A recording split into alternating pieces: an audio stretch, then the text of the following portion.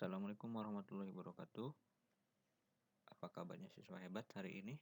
Mudah-mudahan selalu dalam lindungan Allah Subhanahu wa taala dan sehat selalu.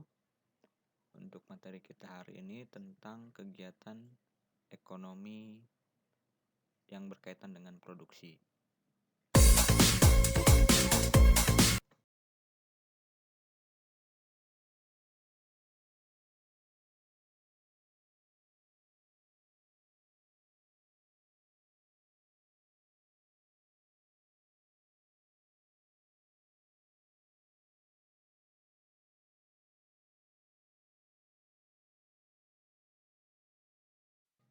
Nah, langsung saja. Di sini ada pengertian kegiatan ekonomi. Apa sih kegiatan ekonomi itu? Kegiatan ekonomi adalah semua bentuk kegiatan yang dilaksanakan oleh manusia dalam rangka untuk memenuhi kebutuhan hidupnya yang beraneka ragam. Macam-macam kegiatan ekonomi. Nah, kegiatan ekonomi terbagi menjadi 3. Yang pertama ada kegiatan produksi, yang kedua kegiatan distribusi, dan yang ketiga ada kegiatan konsumsi. Nah, pada video pembelajaran kita hari ini, kita hanya membahas satu kegiatan ekonomi saja, yaitu kegiatan produksi. Nah, kegiatan produksi itu apa sih? Nah, kegiatan produksi adalah segala kegiatan yang dapat menghasilkan atau meningkatkan nilai guna pada suatu barang atau jasa dalam rangka untuk memenuhi kebutuhan manusia. Nah, sedangkan produsen adalah orang atau lembaga tertentu yang menghasilkan suatu barang atau jasa. Jadi, orang atau lembaga yang menghasilkan suatu barang atau jasa itu disebut produsen. Sedangkan kegiatan yang menghasilkan barang itu yang disebut dengan kegiatan produksi. Awas jangan ketuker ya siswa hebat. Nah, contoh kegiatan produksi. Kegiatan produksi itu apa saja sih? Yang pertama, ada mengeksploitasi sumber daya alam, misalnya pertambangan dan lain-lain. 2.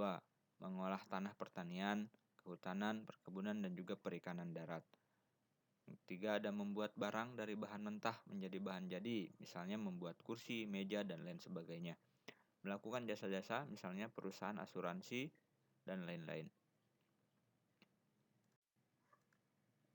Macam-macam faktor produksi. Faktor produksi ini terbagi menjadi 4 bagian. Yang pertama ada faktor produksi alam, ada faktor tenaga kerja, ada faktor modal, dan ada faktor kewirausahaan. Nah, yang pertama ini kita bahas faktor produksi alam.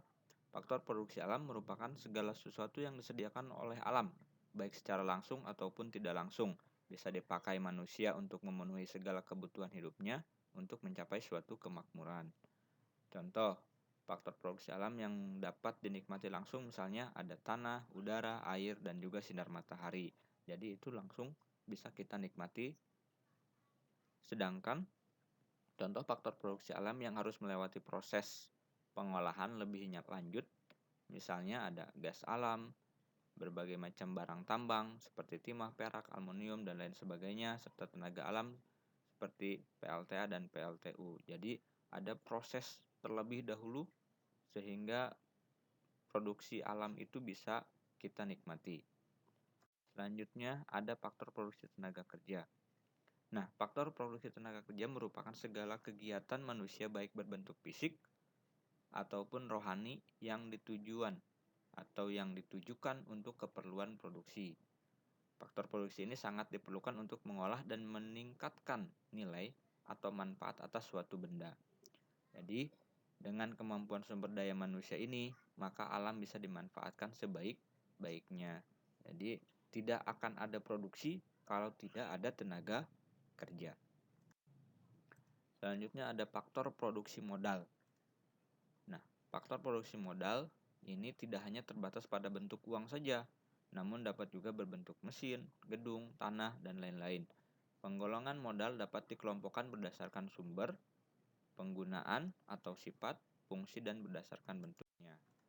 Nah, faktor produksi yang terakhir ini ada faktor produksi kewirausahaan. Faktor produksi ini mempunyai peran merencanakan, mengorganisir, mengatur, memperkerjakan karyawan, memeriksa hasil kerja karyawan, menggabungkan faktor-faktor produksi lainnya, misalnya alam dengan tenaga kerja dan modal. Ya, demikian materi kita hari ini. Mudah-mudahan bisa bermanfaat buat semuanya. Sampai ketemu di video pembelajaran selanjutnya, yaitu tentang materi kegiatan ekonomi di faktor distribusi. Terima kasih. Allahumma fiqh ila motorik. Assalamualaikum warahmatullahi wabarakatuh.